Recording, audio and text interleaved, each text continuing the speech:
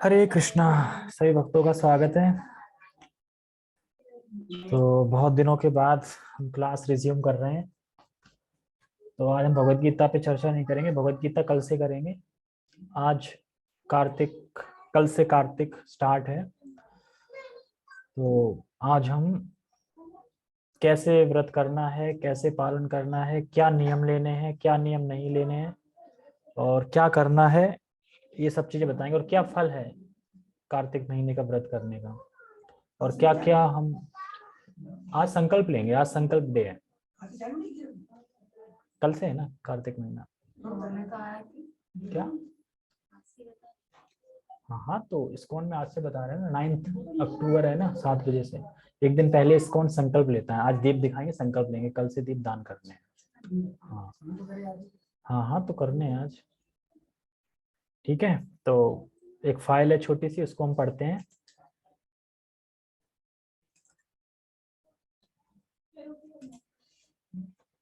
पहले हम मंगलाचरण करते हैं प्रभुपाद जी का। ओम अज्ञानतिमिरान्धस्य ज्ञानञ्जनशलाकया चक्षुरुन्मीलितं येन तस्मै श्रीगुरुवे नमः। श्रीचैतन्यमनोभीष्टं स्थापितं येन भूतले स्वयं रूपकदा मह्यं ददाति स्वपदान्तिकम्। वन्देऽहं श्रीगुरु श्रीयुतापदकमलं श्रीगुरून् वैष्णवांश्च श्रीरूपं साग्रजातं सहगण रघुनाथामृतं तं सजीवम् साधुवेतं सावधूतं परिजन सहितं कृष्ण चैतन्य देवं श्री राधा कृष्ण पादान सहगण ललिता श्री विशाखान्त विशांचा। हे कृष्ण करुणा सिंधु दीन बंधु जगतपते गोपेश गोपिका कांता राधा कांता नमस्तुते। तप्त कांचना गौरांगी राधे वृंदावनेश्वरी वृषभानुसुते देवी प्रणमामि हरिप्रिये। वाञ्छाकल्पतरुभ्यश्च कृपा सिन्धुभ्यैव च पतितानां पावनेभ्यो वैष्णवेभ्यो नमो नमः। जय श्री कृष्ण चैतन्य प्रभु नित्यानंद श्री अद्वैत गदाधर श्रीवासादि गौर भक्तवृंद। हरे कृष्णा कृष्णा कृष्णा हरे हरे, हरे राम राम राम हरे हरे। रामाय रामभद्राय रामचंद्राय वेदसे रघुनाथाय नाथाय सीताया पते नमः। नमो विष्णुपादाय कृष्णपृष्ठाय भूतले श्रीमते भक्तिवेदांत स्वामिनी इति नामिने। नमस्ते सारस्वते देवे गौरवाणी प्रचारिणे निर्विशेष शून्यवादी पाश्चात्य देशतारिणे। हरे कृष्णा। ठीक है, तो हम शुरू करते हैं। तो कार्तिक मास क्या है? कार्तिक मास जैसे कि भगवान भगवद गीता में कहते हैं कि जो 12 महीने हैं, तो 12 महीने में एक महीना है, नाम याद नहीं है मुझे, वो महीना में मैं हूँ। आता है ना, वर्णन आता है। महीना है। हाँ, पुरुषोत्तम मास भी भगवान का ही है। क्या? वो 2.5 साल में एक बार आता है वो। हाँ, तो लेकिन जो ये कार्तिक मास है ये भगवान को ज्यादा प्रिय है। हाँ, तो कार्तिक मास में ऐसा क्या है जो भगवान को ज्यादा प्रिय है? तो जो राधा रानी की जो माँ है, जो माता है, उनका नाम है कीर्तिदा। और राधा रानी में सहस्त्र नामों में एक राधा रानी का नाम आता है कार्तिका। तो इसलिए कार्तिका मतलब ये कार्तिक मतलब राधा रानी का महीना है। तो जब ये राधा रानी का महीना है तो कृष्ण को बहुत प्रिय है ये महीना। तो इसलिए इस महीने में हम जो भी कार्य करते हैं भक्ति से जुड़े या आध्यात्मिक, तो उसका बहुत गुना ज्यादा लाभ मिलता है। सारे पाप खत्म हो जाते हैं, बहुत गुना ज्यादा उसमें लाभ भी मिलता है। तो इसलिए ज्यादा से ज्यादा हमें इस पूरे महीने राधा रानी की सेवा करनी चाहिए और आध्यात्मिक कार्य करने चाहिए। ज्यादा जो कर रहे हैं वो तो कर रहे हैं, एड ऑन करना है, जैसे होता है ना एड ऑन पैक। तो बाकी प्लान चल रहा है वो चल रहा है, एक ऐड और हो जाता है। तो इस तरीके से हम जो कर रहे हैं मॉर्निंग से लेके नाइट तक जो भी कर रहे हैं वो करते रहना है। इसमें एक ऐड और कर देंगे चीज, और ऐड चीज वही करनी है। इसीलिए पे आज संकल्प देना है कि हम आज दीप दिखाएंगे भगवान को, उनसे संकल्प करेंगे कि मैं कार्तिक मास का व्रत रखने जा रहा हूँ। तो आपके बिना तो पूर्ण हो नहीं सकता है। और मैं क्या मतलब एक्स्ट्रा करना है भगवान के लिए, क्या संकल्प लेना है, वो संकल्प हम ले सकते हैं आज, मतलब लेना है और वही करना है, और संकल्प वही लेना है। पूरे दिन सोच लो कि जो कर सकते हैं वही, क्योंकि 30 दिन बहुत होते हैं, ऐसा नहीं है कि ले लिया बोल लिया और फिर कर नहीं पाया, तो उतना ही है। कुछ नहीं कर सकते तो दीपदान का ही ले लो कि मैं दीपदान शाम को डेली करूंगा, करना ही करना है, इस तरीके से। तो हम इसे देखो महिमा पढ़ते हैं क्या है। भगवान कृष्ण को कार्तिक मास में दीपदान करने का महात्मा, हर चीज का महात्मा होता है ना, कि ये करने से क्या होता है, जैसी चीज है, तो इसलिए महात्मा। स्कंद पुराण में ब्रह्मा जी और नारद जी के मध्य संवाद हुआ। स्कंद पुराण में आता है कि एक बार ब्रह्मा जी और नारद जी का संवाद चल रहा था। करोड़ों कल्पों में एकत्रित पाप भगवान कृष्ण को कार्तिक में दीपदान करने मात्र से एक क्षण में ही भस्म हो जाते हैं। एक कल्प कितना होता है? ब्रह्मा के 12 घंटे। 12 घंटे मतलब 43 लाख साल 71 बार, फिर एक मनु, ऐसे 14 मनु, तब ब्रह्मा जी का एक दिन होता है। उस कल्प में जितने तुमने पाप करे होंगे, जितने पाप करे होंगे, और कार्तिक के पूरे महीने में जो दीप दिखा देता है उसके सारे पाप भस्म हो जाते हैं, यानी सारे पाप खत्म हो जाते हैं सिर्फ कार्तिक के महीने में दीप दिखाने से भगवान से। इतना पावरफुल है कार्तिक का महीना, ठीक है, भस्म हो जाते हैं। हे ब्राह्मणों में श्रेष्ठ, इस दीप के गुणों को सुनो जो भगवान केशव को अति प्रिय है। तो भगवान केशव मतलब कृष्ण, तो बहुत प्रिय है। तो क्या बता रहे हैं? जो व्यक्ति भगवान को कार्तिक में दीप अर्पित करता है उसका दोबारा जन्म नहीं होगा।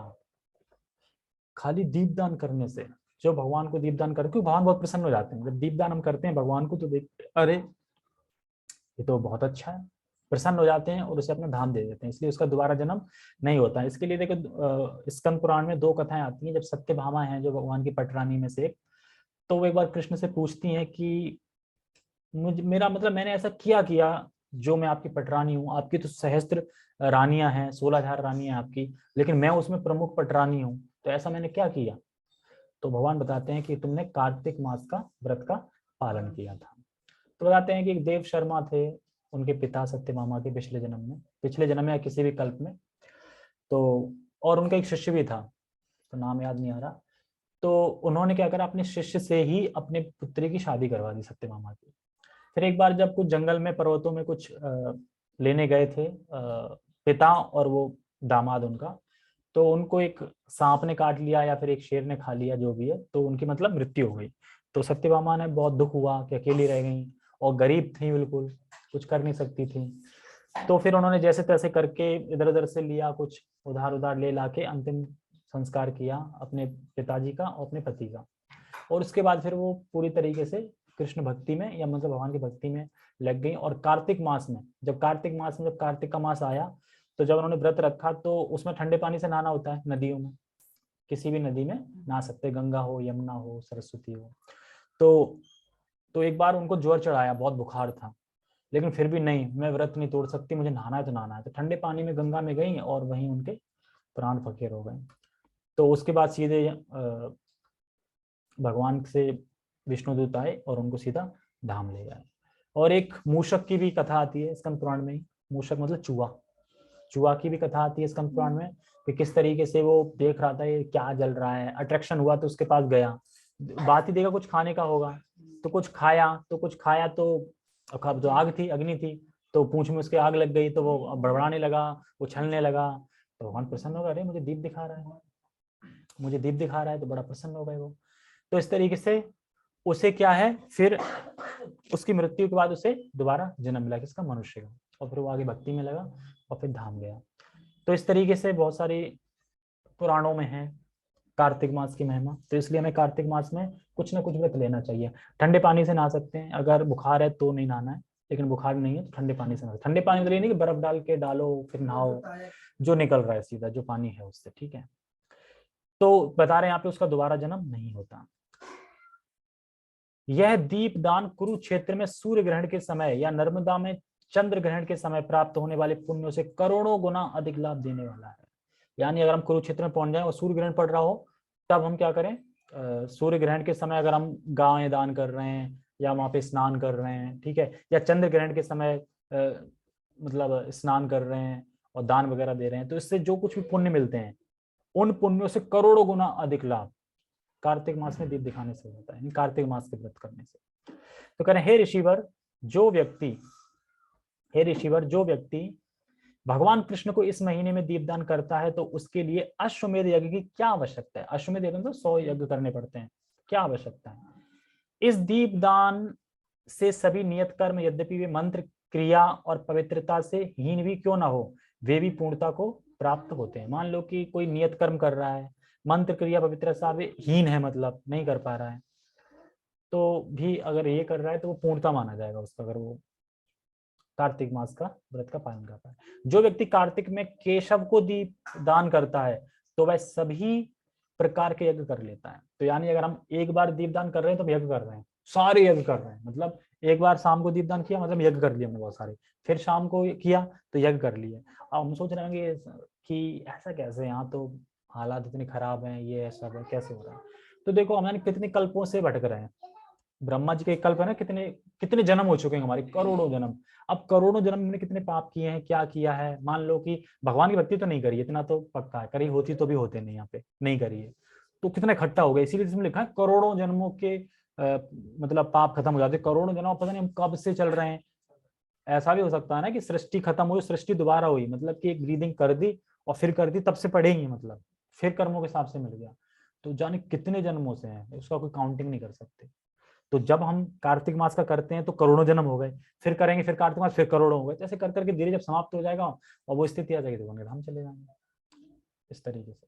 जैसे कि अगर कोई ईस्ट की तरफ जा रहा है तो वेस्ट की तरफ तो नहीं जा सकता ना, तो जब हम भगवान की तरफ चल दिए हैं तो फिर कहीं और तो नहीं जा सकते, तो आगे बढ़ते रहेंगे, मतलब रास्ता तो नहीं पहुंचा लेकिन गति हो गई सीधी की, धीरे धीरे पहुंच जाएंगे, या कर लेता है। इसके विपरीत तीनों जगत के पुण्य फलदायक नहीं होंगे यदि यह कार्तिक का दीप भगवान केशव के समक्ष नहीं जलाया जाता। क्या बता रहे हैं इसके विपरीत, मतलब अगर तुम तीनों जगत के पुण्य भी फलदायक नहीं होते, मतलब तीनों जगत के तुम खूब पुण्य कर लो वो फलदायक नहीं होते अगर तुमने कार्तिक माह में भगवान का दीप नहीं दिखाया। ये ब्राह्मण प्राचीन काल से पूर्वज यह प्रार्थना करते हैं, क्या प्रार्थना करते हैं, यदि हमारा कोई वंशज भगवान केशव को कार्तिक में दीपदान करके प्रसन्न कर लेता है तो हम लोग भगवान चक्रपाणी की कृपा से मुक्त हो जाते हैं। मतलब भगवान चक्रपाणी मतलब चक्र धारण करने वाले पानी की कृपा से मुक्त हो जाएंगे। साथ ही यदि किसी के पाप मेरु पर्वत के समान भी क्यों ना हो तो भी यह दीपदान उन पापों को जलाकर भस्म कर देता है। मेरु पर्वत होता ना, और उसके पाप इकट्ठे हो गए, इतना पर्वत बन गया उसके पापों का, वो भी भस्म कर देता है सिर्फ दीपदान करने से। चाहे यह दीपदान भगवान वासुदेव के मंदिर में हो या अपने घर में, कहीं भी कर सकते हैं। यह अद्भुत फल देने वाला होता है, चाहे कहीं भी करो, घर में करो मंदिर में करो, अद्भुत फल देने वाला है। कि बस एक भगवान की तस्वीर चाहिए जिसमें यशोदा माता बांध रही है उखल से, वो मैन है, वही मतलब कार्तिक मास का फोटो है मैन। निश्चित ही वह व्यक्ति भाग्यवान और महिमावान है जो भगवान मधुसूदन के समक्ष दीप जलाता है, क्योंकि तीर्थों में किए गए हजारों यज्ञ भी इस दीपदान से तत्क्षण प्राप्त होने वाले फल के बराबर नहीं होते हैं। करोड़ों तीर्थ कर रहे हैं, सब कुछ कर रहे हैं, यज्ञ कर रहे हैं, और यहाँ सिर्फ 5 मिनट में दीपदान करना है। बाबा सही नहीं बैठेंगे, देख लीजिएगा। यहाँ तक कि जो कभी धार्मिक अनुष्ठान नहीं करता है, या यहाँ तक कि सबसे बुरा पापी भी निश्चित रूप से इस दीपदान से शुद्ध होगा। हे नारद, तीनों लोकों में ऐसा कोई पाप नहीं है जो इस कार्तिक दीप के सामने रह सके। मतलब इतना कोई इंसान पाप नहीं कर सकता कि जो इतना बड़ा हो कि कार्तिक के महीने में दीपदान करने से भी खत्म ना हो पा रहा हो, ऐसा कोई पाप ही नहीं है तीनों लोकों में, इतना बड़ा पाप कर ही नहीं सकते। वास्तविक तो यह है कि इस दीप को भगवान वासुदेव के समक्ष प्रस्तुत करने से व्यक्ति बिना कठिनाई के भगवान के शाश्वत धाम को प्राप्त करता है, सिर्फ दीपदान करने से। अगर कोई श्रद्धा से दीपदान करता है, लेकिन भैया इसमें जो संकल्प लिया है वो टूटना नहीं चाहिए। अगर वो टूट गया तो इसका इतना मतलब बता रहे थे इसमें कथा में सुन रहा था मैं, कि अपने माँ बाप को मारने वाले जो पाप है ना उसके समान माना जाता है। अगर उसने संकल्प तो लिया और फिर कर नहीं रहा है तो भगवान उसे इग्नोर करते हैं। जैसे होता है ना, कुछ लोग आते हैं देखते भी नहीं कर रहे, ये तो आगे बेकार, ऐसे भगवान कहते हैं जो दीपदान नहीं कर रहा है, मनुष्य जन्म पाया हो दीपदान नहीं कर रहा है। तो इसलिए सोच समझ के संकल्प लेना है कि हम 1 महीने क्या कर सकते हैं। क्या उसको भगवान इग्नोर करते, जिसको पता नहीं है, जिसको पता नहीं है, जिसको पता नहीं है, अरे तो अब जिसको पता नहीं उसकी बात अलग, नहीं जिसको पता है वो नहीं कर रहा है। तो फिर अब ये है कि वो धीरे धीरे आएगा, मुझे पता नहीं है। जैसे कि आया, अब आया मंदिर में, पता कुछ नहीं है, सब दीपदान कर रहे हैं, तो करना चाहिए ना, तो करना चाहिए। अरे यार ये तो करते रहते हैं इस्कॉन वाले, अब चला गया ऐसे, तो फिर अंजलि, अच्छा ठीक है। व्यक्ति बिना कठिनाई के भगवान के शाश्वत धाम को प्राप्त करता है। जो मूर्ख भगवान केशव को कार्तिक के मास में दीपदान नहीं करता है, उसको हे ऋषि वर कभी भी वैष्णव नहीं मानना चाहिए। अब कार्तिक व्रत के नियम। भगवान कृष्ण को दीपदान करना है, पहला नियम। उड़द दाल नहीं खानी है, अभी यही कर लो, बाकी तो कोई भी दाल नहीं खानी है, बट अभी उड़द दाल नहीं खानी है, ठीक है। ब्रह्म मुहूर्त में स्नान करना है, वो तो कर लेंगे सुबह 5 बजे से पहले, ठीक है, 5 बजे पहले कर सकते हैं। अगर किसी को ज्यादा नियम नहीं ले पा रहे हैं तो यही ले लो। कोई एक नियम ले सकते हैं, यहाँ तक कि कपड़े पहनने का भी नियम ले सकते हैं कि आज से मैं धोती कुर्ता ही पहनूंगा 30 दिन, ये भी ले सकते हैं, ये भी है। अब सुनने में लग रहा है ना कि ये तो इजी है, और पहन के देखो धोती कुर्ता 30 दिन, तो इसीलिए सोच समझ के नियम लेना। ब्रह्म मुहूर्त में स्नान करना है 5, ठीक है। हरे कृष्ण महामंत्र का जप करना है, जो तो अपन कर ही रहे हैं, ठीक है। श्रीमद् भागवतम व श्रीमद् भगवद गीता का श्रवण पठन करना है, तो डेली क्लास करेंगे, और जिस दिन क्लास ना हो उस दिन खुद पढ़ लेना, ठीक है। दामोदर अष्टकम गाना है, ये मैन है दीपदान करने के बाद, ठीक है, या पहले गा लो फिर दीपदान कर लो। और ब्रह्मचर्य का पालन करना है, ये इसमें इतने ही लिखे हैं, लेकिन नियम बहुत हैं, अभी और भी हैं। तुलसी जी की सेवा करनी है, तुलसी जी की सेवा करनी है, और दीपदान सुबह भी कर सकते हैं। इसका मतलब ये नहीं है कि सुबह कर लिया तो शाम को नहीं करना है, शाम को तो करना ही करना है, सुबह भी कर सकते हैं, समझे ना, सुबह भी कर सकते हैं, शाम को तो करना ही करना है। और भक्तों के प्रसाद की सेवा करने का प्रयास करना चाहिए। जब पूरा कार्तिक मास हो गया, कोई फेवरेट चीज छोड़ी है, तो पहले भक्तों को खिलाएं, फिर ग्रैंड करें, फिर नॉर्मल जो डाइट है तुम्हारी उस पर आ सकते हैं, इस तरीके से। तो सबसे पहले दीप जलाना है, प्रभुपाद जी को दिखाना है, गुरुदेव को दिखाना है, गुरुदेव को, अभी तो गुरुदेव हमारे वही हैं, गुरुदेव को दिखाना है। उसके बाद तुलसी माता को दिखाना है, तुलसी माता को दिखा के फिर जो दामोदर अष्टकम जो तस्वीर है, फिर उनको 4 बार चरणों पे, 2 बार नाभि पे, और 3 बार मुख पे, और फिर 7 बार पूरे में घुमाना है। और दीप फिर वापस गमले पे या तुलसी के पास रख देना है, फिर बैठ के दामोदर अष्टकम गाना है, और उसके बाद मतलब करना है कि मैं मतलब आज से स्टार्टिंग, कल से स्टार्टिंग कर रहा हूँ, मैं प्रण ले रहा हूँ, संकल्प ले रहा हूँ, मुझे शक्ति देना, जो भी जैसे जो भी प्रार्थना करना चाहे, और एक संकल्प जो लेना चाहो, और लेना वही जो कर पाओ। ऐसा नहीं बोल दिया अब 32 माला करूंगा, अब 32 माला तो हो रही है, रीडिंग छूट गई, सब कुछ छूट गया, बस 32 माला ही रह गए, ऐसा नहीं करना है। 20 माला कर लो, बाकी रीडिंग भी करनी है, हेयरिंग भी करना है, तो ये सब चीजें करनी है, ठीक है। तो इस तरीके से हम कार्तिक मास कर सकते हैं, ठीक है। तो अपना अपना सोच लेना।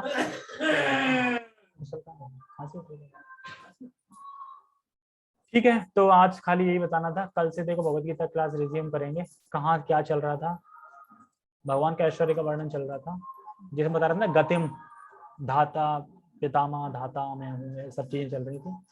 तो हम कल से देखते हैं, कल से शुरू करते हैं, तो सब लोग आए नियम से, ठीक है। और बाकी मैं अपने पिताजी के लिए एक हरे कृष्णा महामंत्र बोलते हैं, सभी को जल्दी से स्वस्थ हो जाएं और भक्ति के कार्यों में दोबारा से फिर कंटिन्यू करें।